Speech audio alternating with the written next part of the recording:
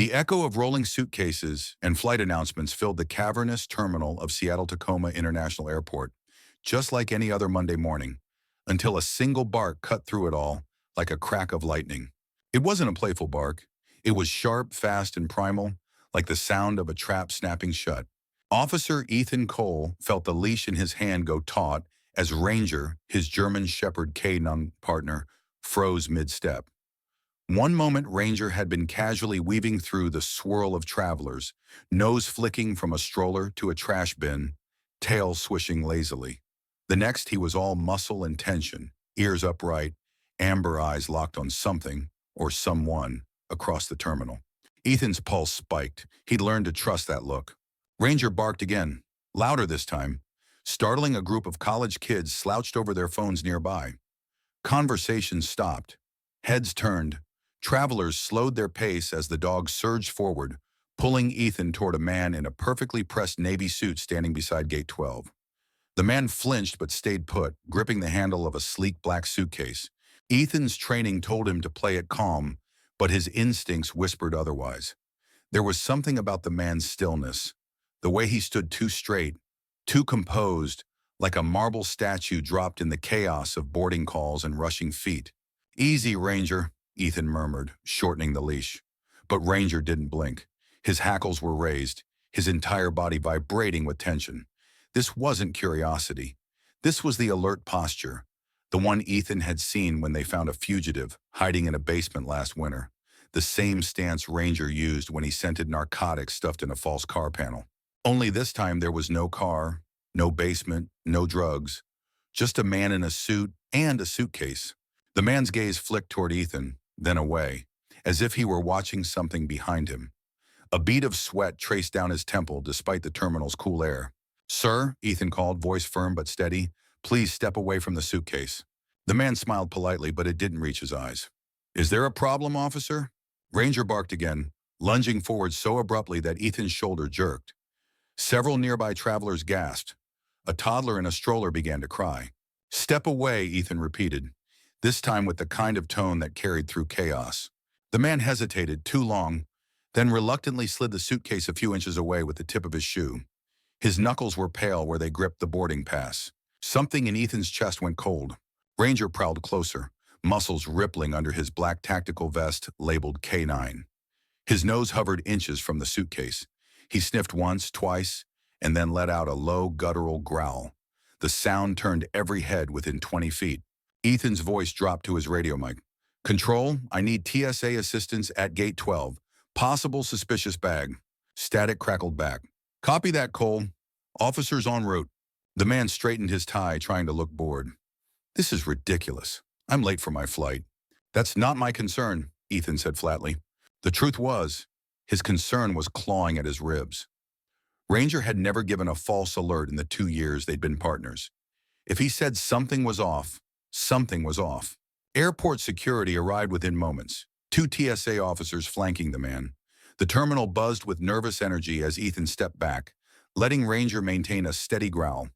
A growing circle of passengers gave them wide berth, whispering, "Sir, we need you to come with us for secondary screening," one TSA officer said. "This is harassment," the man snapped, though his voice trembled. He clutched his boarding pass like a lifeline. Ranger's growl deepened, vibrating through the leash like a live wire. "Let's go," Ethan said, nodding toward a private screening room down the concourse. The man hesitated again, eyes darting, like a cornered animal. Ethan braced, ready for him to bolt. But then the man exhaled sharply, pasted on a smile, and followed. Ranger didn't relax. If anything, he tightened his stance, like he was escorting a ticking bomb. The screening room was small, cold, and silent, the kind of place where lies had nowhere to hide. The man stood near the wall, arms folded, glaring. The black suitcase sat on the steel table under fluorescent lights. "Open it," one TSA officer said. The man's mouth twitched. "I can't. The key. It's lost." Ethan felt Ranger stiffen beside him. "That's convenient," Ethan replied. "We'll cut it open." "You can't do that," the man barked suddenly, his composure cracking for the first time. Ranger lunged forward with a snarl, not at the man, but at the suitcase. The leash jerked taut. Ethan's heart thundered. "Back up," Ethan ordered, his voice low and dangerous now. He motioned the TSA officer to move. "Get the bolt cutters." The officer scrambled to obey. The suited man's facade collapsed completely. His eyes darted toward the door like he was weighing the odds. "Stay where you are," Ethan said, one hand hovering near his holster. The cutters clamped onto the lock. Metal screeched. The suitcase trembled slightly on the table, as if something inside had shifted. Time slowed. The lock snapped. The man made a sound, half plea, half growl. "Don't!" The zipper peeled back. And what Ethan saw made the room vanish around him. A small face stared up from the darkness. A boy, no older than 5, was curled inside the suitcase, limbs tucked like a trapped bird. His wide hazel eyes glimmered under the harsh lights. His tiny wrists were loosely bound with cloth. His lips quivered, but no sound came out. Ranger instantly changed. The growl stopped. The hair on his neck flattened. He eased forward slowly, gently, as if afraid to scare the child. He let out a soft whine and lay down beside the table, eyes steady on the boy like a guardian. Gasps ricocheted off the steel walls. The TSA officers froze. The man in the suit bolted. Ethan launched. His shoulder slammed into the man's ribs, sending him crashing to the floor. They grappled. The man kicked wildly, trying to reach the door, but Ethan was stronger, fueled by adrenaline and rage. He wrenched the man's arms behind his back, slapping on cuffs while barking into his radio for backup. By the time airport police stormed in, the man was face down on the tiles, wheezing. Ethan stood over him, chest heaving, eyes flicking to the boy. The boy hadn't moved. Paramedics arrived minutes later, rushing the small figure onto a gurney. He was breathing, but silent. His gaze stayed locked on Ranger. As they wheeled him out, the boy's tiny fingers reached weakly toward the dog. Ranger wagged his tail once, softly, eyes warm and steady. A tremor ran through Ethan. He'd seen a lot in 12 years on the force, but nothing like this. One thing gnawed at him as he watched the boy disappear down the hallway. How long had he been in there? And who was waiting for him that he never got to meet? Ethan crouched beside Ranger, resting a hand on the dog's sturdy neck. "Good boy," he murmured, voice rough. Ranger licked his knuckles, tail brushing the floor gently. The room smelled faintly of fear and steel and something darker. Something Ethan couldn't name yet. But he knew one thing for sure. This was only the beginning. The sterile hum of the airport's private screening room clung to Ethan Cole like static as he watched the paramedics wheel the boy away. Even after they disappeared down the hallway, the image stayed burned behind his eyes. Tiny arms folded against his chest, eyes wide and unblinking, lips pale and trembling. Ranger sat at Ethan's side, silent and watchful now, head tilted as if he too were trying to make sense of what had just happened. Only minutes ago, the German Shepherd had been a coiled spring of muscle and fury, barking with everything in him. Now he lay calm but alert, ears twitching at every sound, eyes never leaving the door. Ethan straightened slowly. He felt the weight of the adrenaline still pulsing through his blood, the faint tremor in his hands as he unclipped Ranger's leash from his belt. "Easy," he murmured, giving Ranger's shoulder a firm pat. "You did good, buddy." Ranger's tail thumped softly on the tile. The man in the Navy suit sat cuffed to a metal chair across the room. He stared down at the floor like he was watching ghosts only he could see. His slicked hair had come loose in strands across his forehead, and the perfect crease in his trousers was gone, rumpled from the tackle. Ethan studied him for a long moment, trying to place what about him felt so off. It wasn't just the panic. It was the way he seemed almost rehearsed, like he was still clinging to a script that had crumbled in his hands. "Name?" asked Sergeant Miller, the airport police supervisor who had just stepped in. The man raised his chin slowly, lips parting. "Michael Kane," he said finally, voice low and hoarse. "Where were you taking the boy, Mr. Kane?" Miller pressed. Silence. Kane's jaw flexed, but his eyes never moved from the scuffed tile beneath his shoes. Ethan felt Ranger shift beside him, ears perking. The dog's nose twitched once, twice, then angled toward Kane's expensive black loafers. He let out a faint huff of breath, something between a sniff and a warning. Ethan crouched, touching Ranger's neck. The shepherd's muscles were tight again. "He's picking something up," Ethan said quietly to Miller. "Drugs?" Miller asked. Ethan shook his head. "No, not the same body language. This isn't contraband. This is something else." Ranger's nose followed an invisible thread up Kane's pant leg to the cuff of his jacket, where a faint brown smudge marred the crisp navy fabric. It looked like dirt or rust. Ethan's eyes narrowed.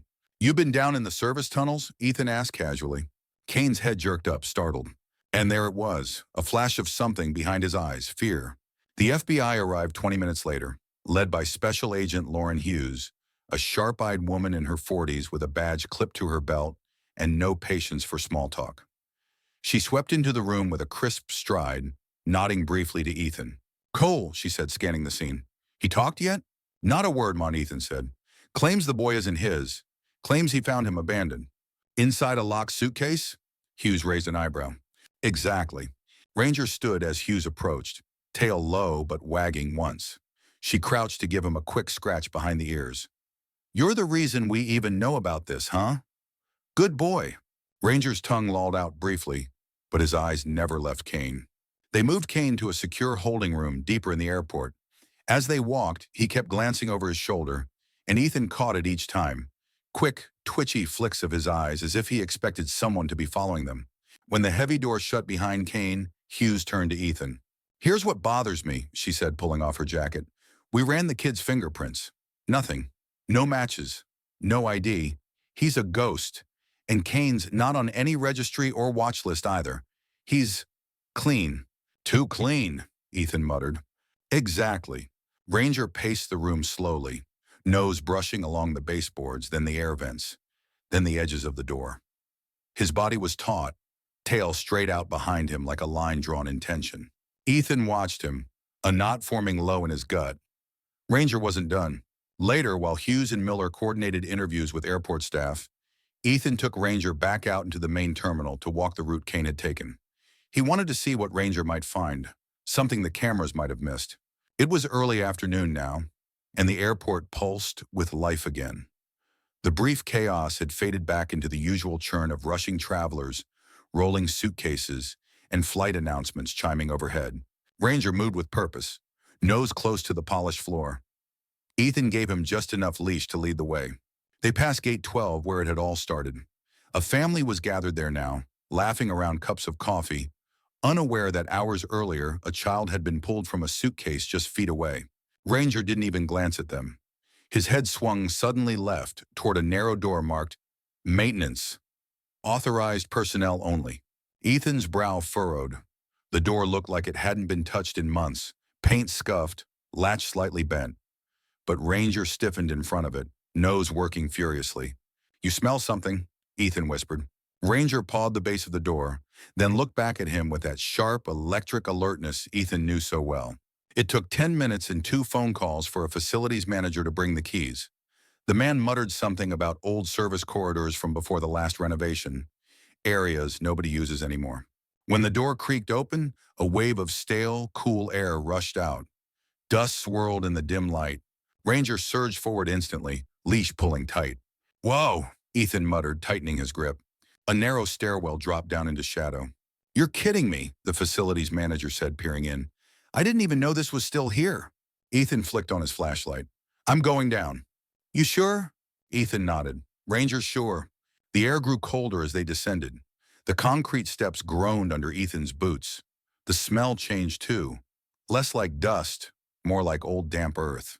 At the bottom was a long corridor lined with pipes, the kind of forgotten place built decades ago and left to rot.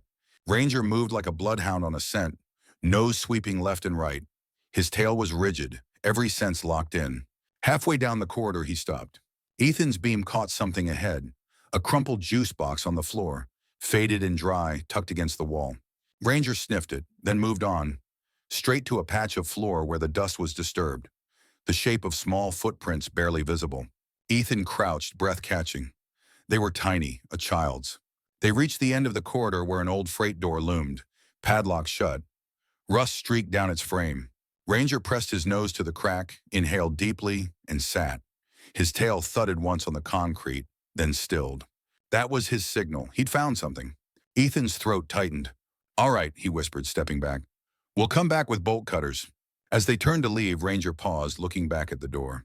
His amber eyes glimmered in the flashlight's beam, solemn and certain. Back upstairs, Ethan filed the report, keeping it vague for now. He knew better than to start shouting tunnels and footprints until they had proof, but his gut was screaming. This wasn't random. That boy hadn't been the first. And if Ranger was right, He wouldn't be the last. Outside the window, planes rose and dipped through the gray Seattle sky. Inside, Ethan stood at the glass with Ranger sitting tall at his side, both of them silent, watching the runway stretch endlessly into the horizon. Somewhere out there, someone was waiting for a child who never made it to them. And Ethan was determined to find out why. The fluorescent hum of the airport's command office still echoed faintly in Ethan Cole's ears as he signed the last page of the incident report. The paper blurred for a second, and he blinked hard, rolling his shoulders. He hadn't realized how tense they'd gotten until the stiffness ached down his back. It had been 12 hours since Ranger barked at the man in the Navy suit. 12 hours since they unzipped that black suitcase and found a boy no one could name. And yet the adrenaline still clung to Ethan like static. Ranger sat by the doorway now, head resting on his front paws, but his amber eyes tracked every movement in the room. Even here, surrounded by ringing phones and radio chatter, he was restless, like he knew they weren't done. Ethan felt the same. Agent Hughes stood across from him, arms folded, leaning on the edge of a desk. "Medical says the boy's stable," she said, her tone clipped but softer than usual. "Physically unharmed. Still not speaking. Not even a whisper." "Any ID yet?" Ethan asked. Hughes shook her head. "Nothing. No missing person matches, no fingerprints in the system, no record of his face. It's like he doesn't exist." Ethan exhaled slowly. "Everyone exists. Somebody just made sure no one remembers him." Ranger's ears twitched at the sound of his voice, tail thumping once against the floor. Hughes noticed. "He's keyed up." "He knows it's not over," Ethan replied. They fell quiet as Sergeant Miller strode in, the scent of bitter coffee trailing him. He tossed a small evidence bag onto the table. Inside was a crumpled boarding pass. "Canes," Miller said. Ethan picked it up. The name field was blank. "How the hell does someone board a plane without a name on their ticket?" "Private charter," Hughes said, scanning the pass. "Domestic hop to Denver. Bypasses the usual passenger systems. Fewer questions asked." "Until your dog starts barking," Miller muttered, nodding toward Ranger. Ranger lifted his head at the sound, as if he knew he was being praised. Ethan pushed back from the desk. "I want to go back down there." Hughes frowned. "Where?" "The corridor," Ethan said. "Behind the maintenance door." Ranger picked up something. "Footprints. That padlocked freight door." Miller raised a brow. "Facility says that area's been abandoned since the early 90s. Sealed off during renovations." Ethan shook his head. "Dust was disturbed. Someone's been down there. And it wasn't 30 years ago." Hughes considered him for a long moment, then sighed. "Fine, but you're not going alone this time. I'll send 2 uniforms." Ethan glanced down at Ranger. "We don't need more people. We just need to follow the dog." 2 hours later, as the evening rush began flooding the terminals above, Ethan and Ranger returned to the maintenance door. The concourse buzzed beyond them, travelers dragging suitcases, boarding calls crackling over speakers, the smell of cinnamon pretzels wafting from a nearby kiosk. But here, tucked in a forgotten corner behind a vending machine, it was quiet. The door was still unmarked except for the faded sign, "Authorized personnel only." Ranger stood rigid in front of it, tail straight, nose flaring. "Back at it, huh?" Ethan murmured, clipping on his flashlight. Ranger's ears flicked at his voice, but he didn't look away from the door. The facilities manager had left the keys for them this time.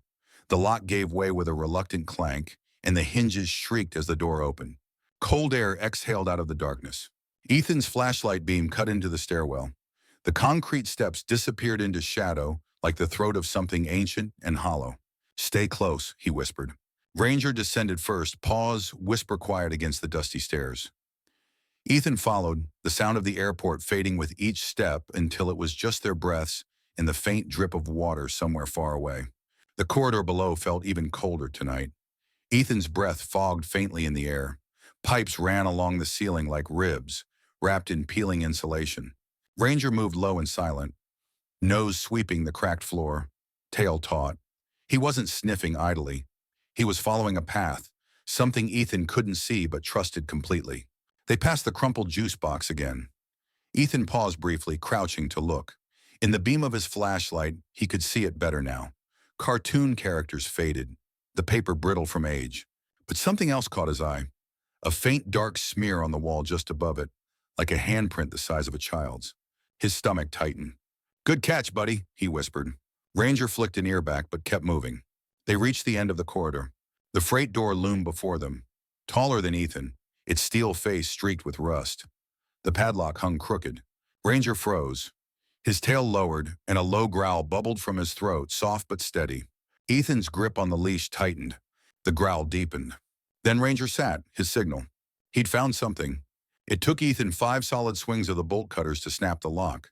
The sound cracked through the silence like gunfire. He pulled the heavy door open with a groan of protesting hinges. A blast of stale, cold air hit him full in the face. Ranger surged forward. Ethan followed, ducking under a low beam as his flashlight sliced through the darkness. What lay beyond was not what he expected. It was a room, maybe 30 feet wide, carved from concrete decades ago. The air was damp and still. Children's things were scattered across the floor. A pink sneaker with its laces untied. A plastic dinosaur with its head snapped off. A threadbare blanket crumpled in the corner. Ethan's throat constricted. Ranger sniffed each item with methodical precision, circling the space, body tense but silent. He paused at the blanket, nose pressing hard against it, and let out a sharp huff. The smell of mildew clung to everything. But beneath it, faint and sour, was something else, something human. Ethan swept the beam of his flashlight across the far wall. Scratch marks, dozens of them, etched into the concrete at child height. Some shallow, some deep, as if tiny fingernails had broken trying to claw out. He swallowed hard. "God," he whispered. Ranger's head snapped toward the opposite corner. He let out a single bark, sharp and echoing. Ethan swung the light. A door, small metal, set low in the wall like an access hatch. Barely noticeable unless you were looking right at it. It had no handle, just a recessed latch. Ethan crouched, running his fingers along the seam. Cold, dusty. But the floor right in front of it was clean, like something had been dragged across it recently. Ranger pressed close, nose jammed to the crack, tail rigid. He let out a low, urgent whine. "Okay," Ethan said softly, hard hammering. He wedged the edge of his multi-tool into the latch and forced it open. The hatch creaked. Beyond it was only blackness, and a faint draft of colder air. Ethan aimed his flashlight inside. A narrow passage stretched away, barely wide enough to crawl through. The walls were raw concrete, damp, and halfway down, just barely caught on the edge of the beam, a child's backpack. Ethan froze. His chest tightened as if the air itself had thickened. Ranger growled, quiet and low, the kind of sound he only made when he was certain. "All right," Ethan whispered. "We've seen enough for tonight." He pulled the hatch shut.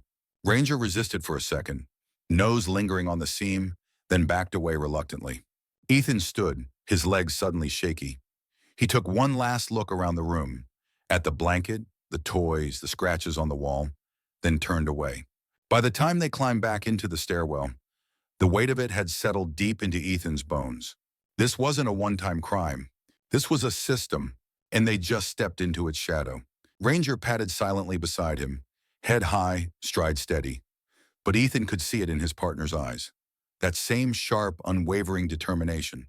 They weren't going to let this go. Back in the terminal's fluorescent light, the noise of the airport felt distant and unreal.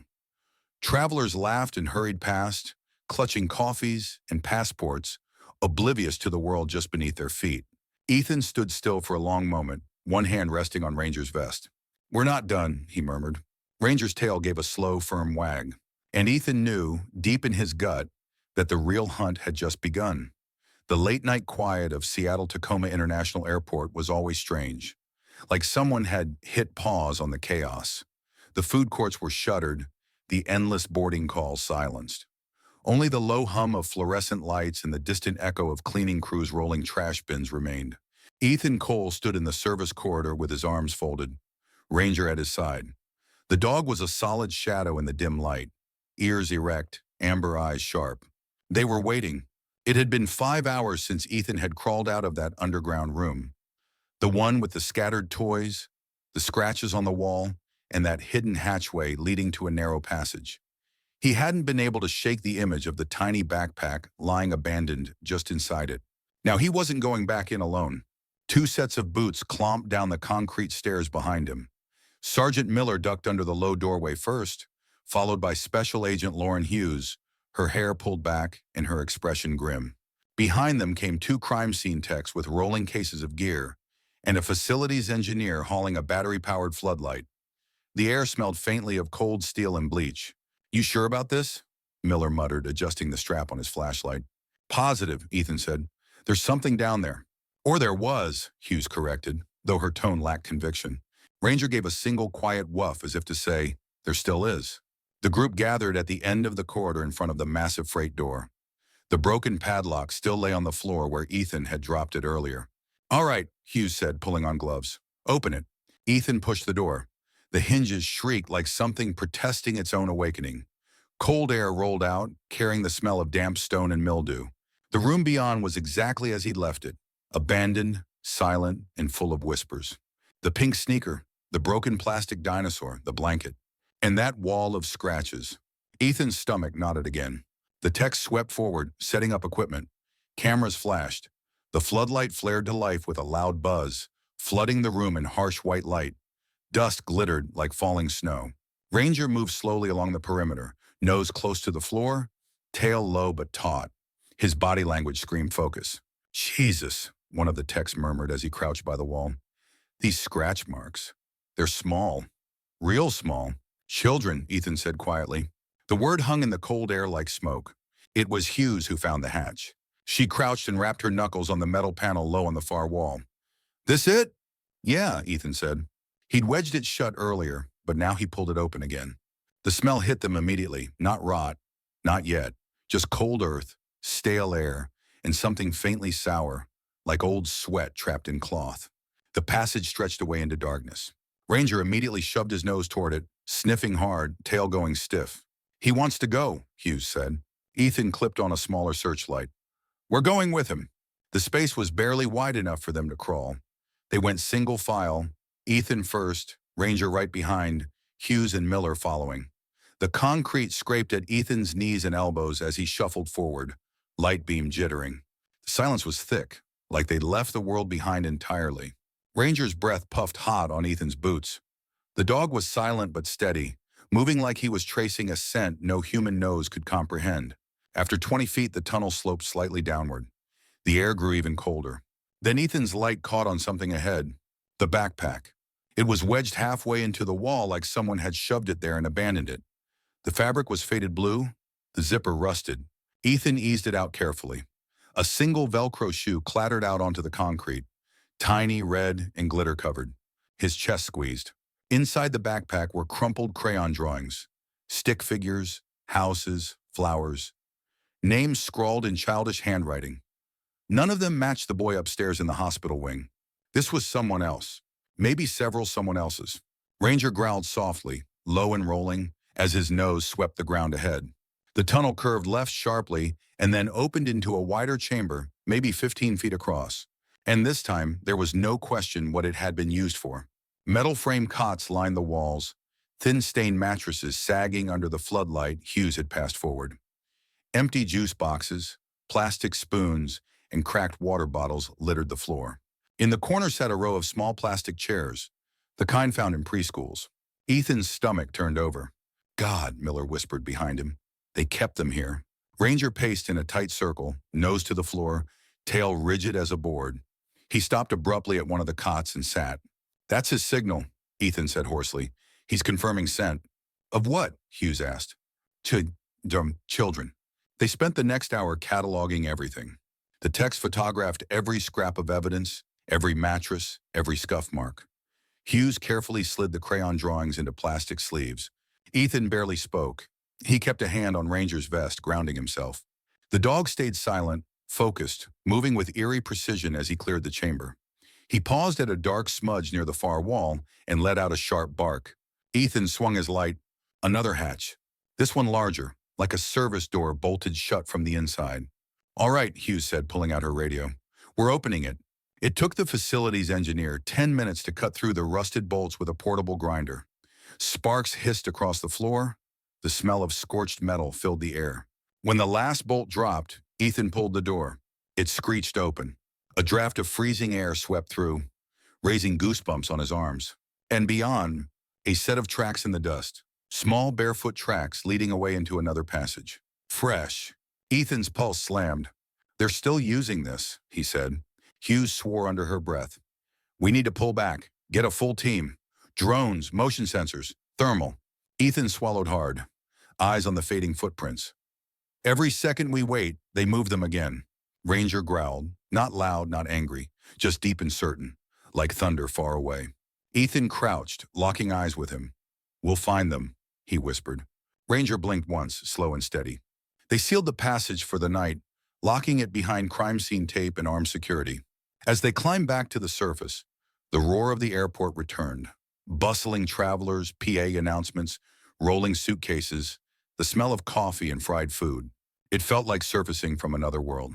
Ethan walked in silence, one hand resting on Ranger's back. The shepherd's stride was steady but tight, tail low. He was quiet, but Ethan knew that quiet. It wasn't calm. It was coiled, focused, ready. Hours later, after the briefings and the paperwork, after Hughes left to coordinate with federal task forces, Ethan finally sat alone in the K-9 unit locker room. Ranger lay at his feet, head on his paws, eyes half closed but alert. Ethan rubbed the back of his neck, staring at the floor. Somewhere under this airport was a network of forgotten rooms where children had been kept like cargo. One boy had escaped or been saved by accident, but there had been others. And maybe there still were. Ethan glanced down at Ranger. You found them, he said softly. Now we finish it. Ranger lifted his head, amber eyes steady, and thumped his tail once. The sound was small, but to Ethan it was a promise. By sunrise, the airport was awake again. Loudspeakers crackling with boarding calls, espresso machines hissing, travelers hustling with their suitcases like ants. But down on the lower levels, beneath the polished floors and bustling terminals, a different kind of movement stirred.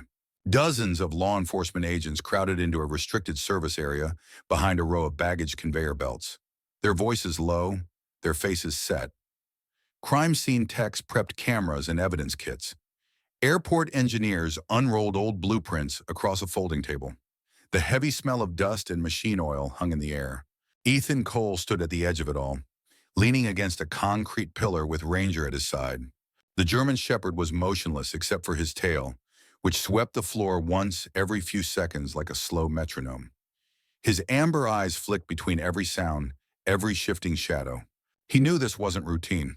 Neither did Ethan. Special Agent Lauren Hughes strode toward him, her phone pressed to her ear. She hung up as she reached him, exhaling sharply. Task Force is greenlit, she said.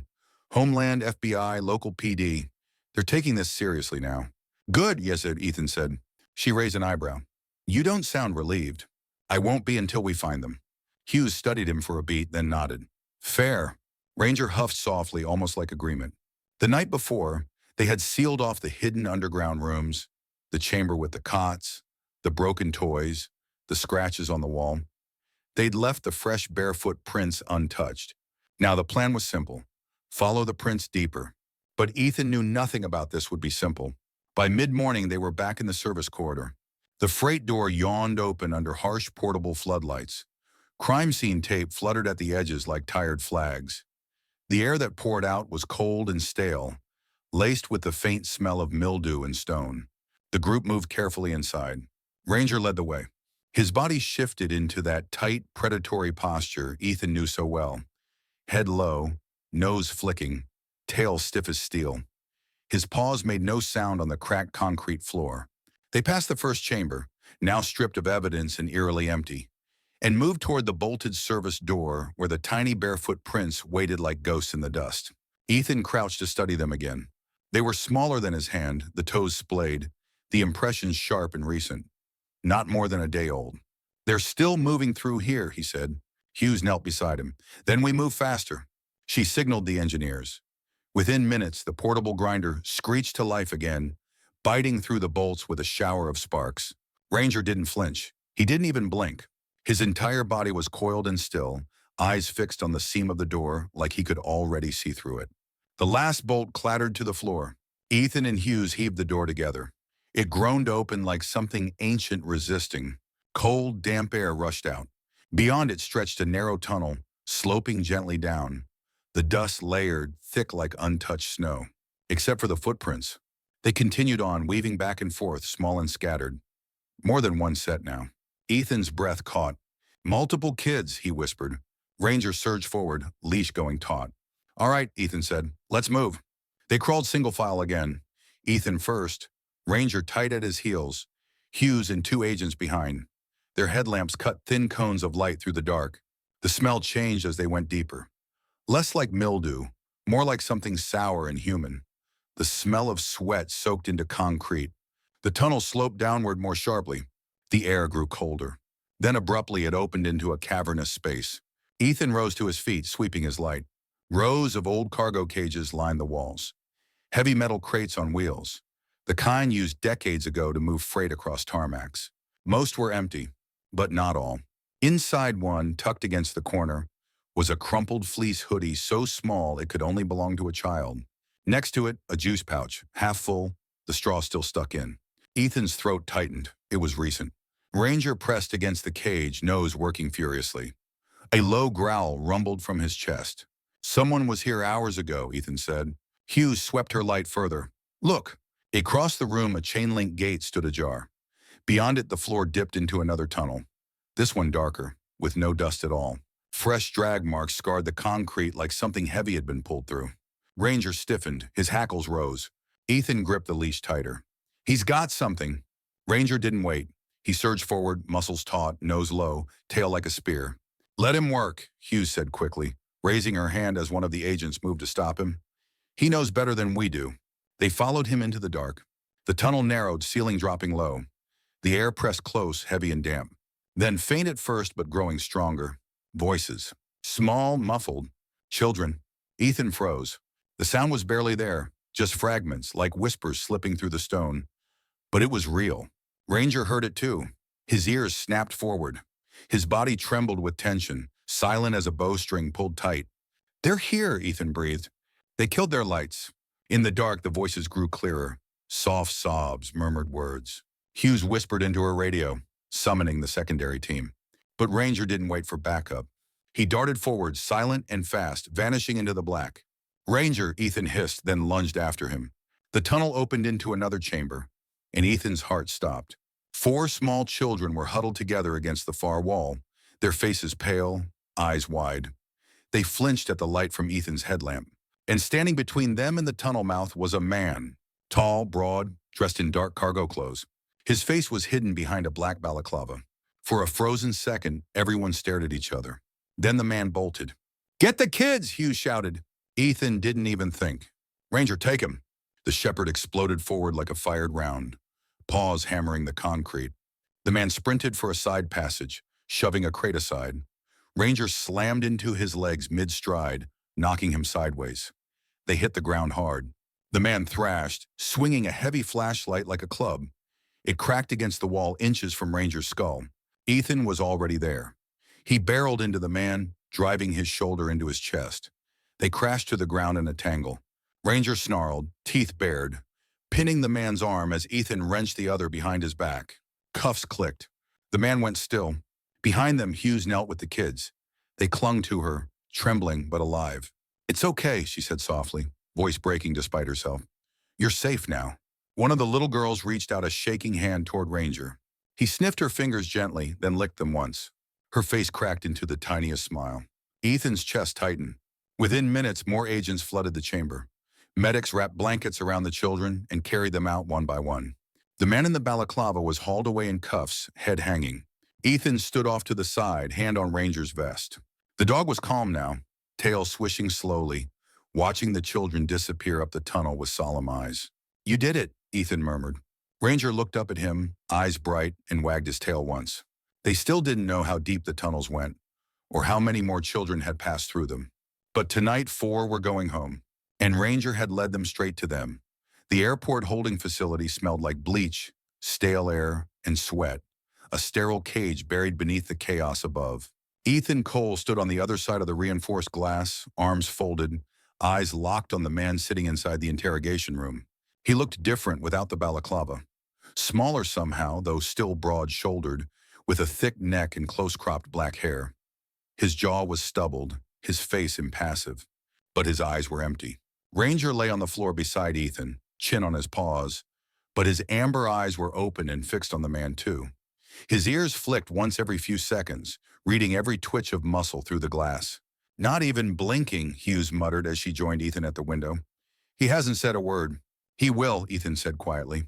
The man's name was Victor Hale, according to the thin wallet they'd pulled from his pocket. No priors, no record, nothing. His ID turned out to be fake. Fingerprints matched nothing.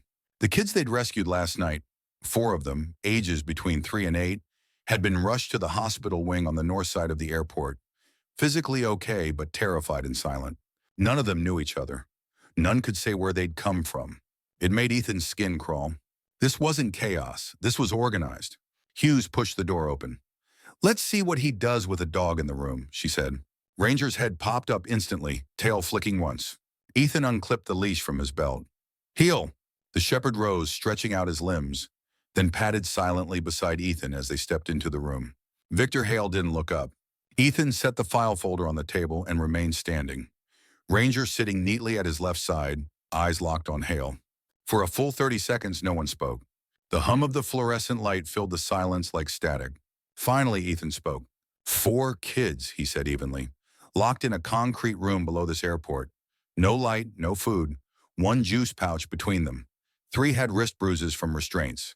Hale's jaw flexed. "That was your setup," Ethan continued.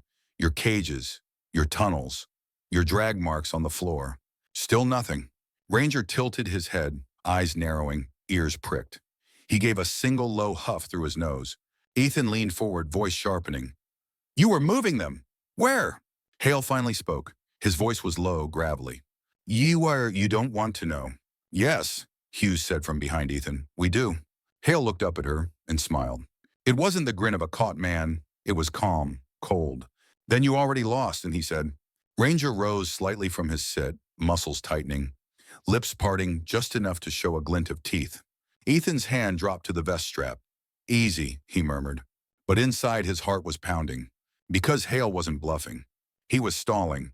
Hours later, the task force room was chaos. Blueprints were spread across tables, maps pinned to boards, digital overlays glowing on screens.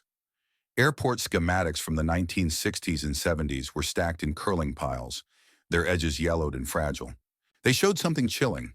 Dozens of old cargo tunnels that had been sealed, rerouted, or simply erased from modern maps during expansions. But not all of them had been sealed. Some were still open and connected.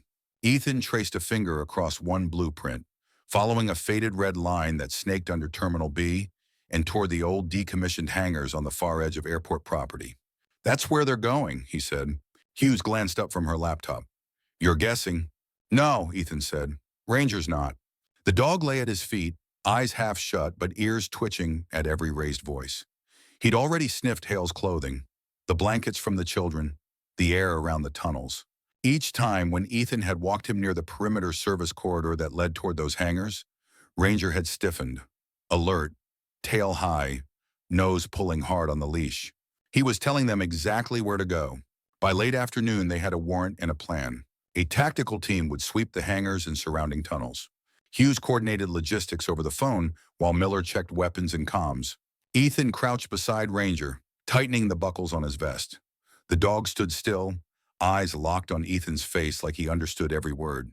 "You ready, Ani?" Ethan whispered. Ranger's tail gave one slow, solid wag.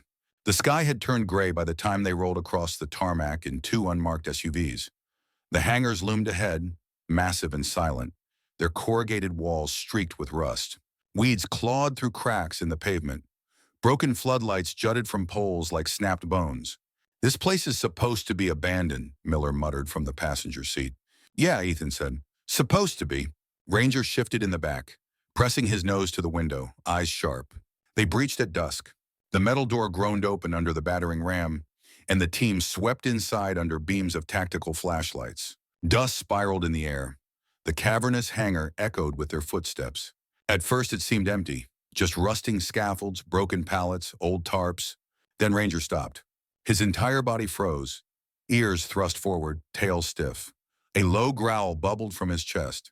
"Talk to me," Ethan whispered. Ranger surged left toward the far corner. Ethan followed. There, half hidden behind a stack of rotting crates, was a trap door. Heavy steel. Fresh scrape marks scarred the concrete around its edges. "Here we go," Hughes breathed. They pried it open. A rush of cold air exhaled from the darkness below. Concrete steps led down, swallowed by shadow. Ranger growled again, soft but certain. They descended. The tunnel below was newer than the others. Cleaner, less dust, the concrete smooth. Lights were strung along the ceiling, glowing dimly. It wasn't abandoned. It was in use. Fresh shoe prints lined the floor, adult boots, small barefoot tracks scattered between them. Ethan's chest tightened. They moved more kids through here, he whispered. Hugh's jaw clenched. We keep going. Ranger led them, his paws silent on the concrete, nose close to the ground. They followed the tunnel as it curved sharply left, and then opened into a vast underground bay. And what they saw stopped them cold. Rows of cargo containers lined the space, their sides marked with shipping numbers. Beside them, neatly stacked on pallets, were supplies. Bottled water, crates of canned food, folded blankets. It wasn't a hideout. It was a staging area. Ethan's mouth went dry. They're running an operation out of here, he whispered. Hugh's face was stone. And they were about to move again. Because at the far end of the bay, the ground bore deep, fresh ruts. Tire tracks leading to a massive rolling door, wide enough for trucks.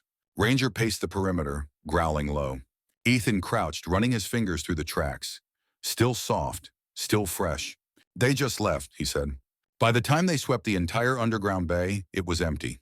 No children, no people, just the ghost of something huge and hidden moving under everyone's feet. They regrouped above ground, the wind cutting across the cracked pavement. The team packed up in silence, faces grim. Ethan stood beside Ranger, one hand resting on the dog's neck. Ranger sat perfectly still, gaze fixed on the dark mouth of the tunnel behind them, as if waiting for it to breathe again. Ethan knew the look. Ranger wasn't done. Neither was he. Tomorrow, Hughes said quietly, coming to stand beside him, we bring everything we've got. Ethan nodded slowly, eyes on the tunnel. They're moving kids like freight, he said, and we're going to stop it. Ranger's ears twitched. His tail swept once, steady and certain. A promise. Dawn broke cold and gray over Seattle-Tacoma International Airport, the first rays of sunlight glinting off runways slick with dew. The early flights were already rising into the sky like silver darts, carrying thousands of passengers who had no idea what lay just beneath their feet. Ethan Cole stood at the edge of the tarmac near a decommissioned hangar, helmet tucked under his arm, Ranger sitting at his heel like a carved statue. The German shepherd's amber eyes tracked every shadow, every flicker of movement. Today wasn't a search. It was an assault, and Ranger knew it. Behind them, black-clad tactical teams double-checked gear under the wash of floodlights. Rifles clacking, radios crackling, Kevlar vests snapping into place. Unmarked SUVs lined the perimeter fence. Drones hummed as their rotors spun up on charging pads. Hughes strode over from the command van, tablet in hand, her expression carved from stone. They're down there now, she said without preamble. Thermal picked up at least 12 heat signatures in the main bay. 2 trucks parked, engines still warm.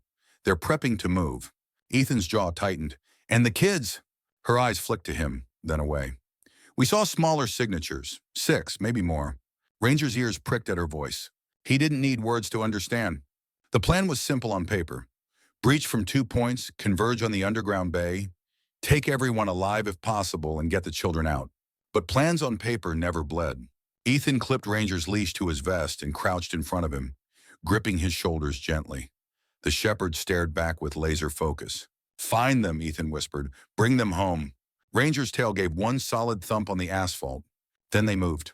The old hangar door screeched open under the battering ram, and the teams poured in, boots thundering across cracked concrete. Dust swirled under their lights. Ethan and Ranger peeled off toward the far corner, where the hidden trap door yawned open, the cold breath of the tunnels rising from below. The air smelled of diesel fumes and damp stone. Ranger surged forward, muscles taut. Go, Ethan said. They descended. The tunnel's ceiling lights still glowed dimly, but now they could hear the distant rumble of engines, voices echoing, faint and sharp. The underground bay was awake. Hugh's voice crackled in Ethan's earpiece. Teams in position. On your go. Wait for my mark, Ethan whispered. Ranger's pace quickened, paws silent on the smooth concrete, nose pulling hard. Ethan's heart pounded, steady and heavy like drum beats. Then up ahead, light flared. They crouched at the bend. The underground bay spread out before them like a buried city. Flood lamps blazed from the rafters, throwing sharp shadows across stacks of cargo containers and rows of crates. 2 trucks sat idling near the far exit ramp, exhaust curling into the air. Men moved briskly between them, dressed in dark cargo gear, radios clipped to their shoulders. And near the center, children, 7 of them, small and silent, huddled in a tight cluster between 2 armed guards. Ranger went still, muscles locking like steel cables. Ethan's breath hitched. "Eyes on the kids," he whispered into his mic. 7 confirmed. "Copy," Hughes replied. "Team Bravo, move to your breach point. On Ethan's mark." Ethan studied the layout, eyes darting from cover to cover. Then he leaned down to Ranger, voice barely audible. "Find the opening, I'll follow." Ranger's ears flicked once. Then he slipped away, ghost silent, hugging the shadows. Ethan followed him like a shadow's shadow. They crept along the edge of the bay, slipping behind stacked pallets. The low roar of the trucks masked their footsteps. Ranger suddenly froze at a narrow gap between 2 containers. Through it, Ethan could see the armed guard closest to the children. Back turned, rifle slung carelessly. Ranger glanced back at Ethan, eyes blazing. Ethan nodded. Now, it happened fast. Ranger shot through the gap like a bullet, slamming into the guard's legs. The man howled as he toppled, his rifle skittering across the concrete. Ethan vaulted the pallets and hit the floor running. "Move, move, move!" Gunfire erupted as Bravo teams stormed in from the opposite side, flashbangs cracking like thunder. Smoke billowed, alarms shrieked. Chaos exploded. Ethan dove through the haze, tackling the second guard before he could reach the kids. The man swung a crowbar, grazing Ethan's shoulder, but Ethan drove a knee into his ribs and wrenched him down, cuffing him in one brutal motion. Across the bay, Ranger pinned the first guard by the arm, teeth bared, growling like a storm. The children screamed, high, sharp cries. But they were alive, they were moving, they were here. Hughes appeared through the smoke, shouting, "Secure the kids!" 2 agents swept them up in blankets, herding them toward the exit. The remaining traffickers tried to run. They didn't get far. The teams closed in like a steel trap. Boots slamming, rifles raised, orders barked over radios. Within minutes, the gunfire stopped. The air reeked of smoke, oil, and fear. And it was over. Ethan stood in the center of the bay, chest heaving, sweat dripping down his neck. Around him, agents cuffed the last of the traffickers and led them away. The 2 trucks sat silent now, engines cooling. And just beyond them, the children huddled together under silver emergency blankets, wide-eyed but breathing, their small faces glowing in the harsh light. Ranger padded back to Ethan's side, tail low, fur-dusted gray. Ethan dropped to one knee and wrapped an arm around the dog's shoulders. "You did it," he whispered, voice rough. "You found them all." Ranger licked his cheek once, soft and certain. Hours later, as the last evidence bags were sealed and the bay fell silent, Ethan stood with Hughes at the tunnel entrance. Above them, the airport roared on, flights taking off, luggage rolling, people laughing. But down here, the silence was sacred. "You stopped it," Hughes said quietly. Ethan shook his head. Ranger did. Hughes glanced at the shepherd, lying a few feet away with his head on his paws, eyes half closed but still alert. "He's 1 in a million." Ethan smiled faintly. "Yeah, he is." When they finally stepped out into the daylight, the sky was pale gold. The wind whipped across the tarmac, crisp and cold. A transport van pulled away carrying the rescued children, who waved through the windows with small, tired smiles. Ethan raised a hand. Ranger stood and wagged his tail slowly. The van disappeared into the distance. And for the first time in days, Ethan let himself breathe. They had dug through darkness and concrete and fear, and somehow, Ranger had led them back to the light. Thank you for following this story all the way through. If you were standing in Ethan's shoes, would you have trusted Ranger's instincts the way he did?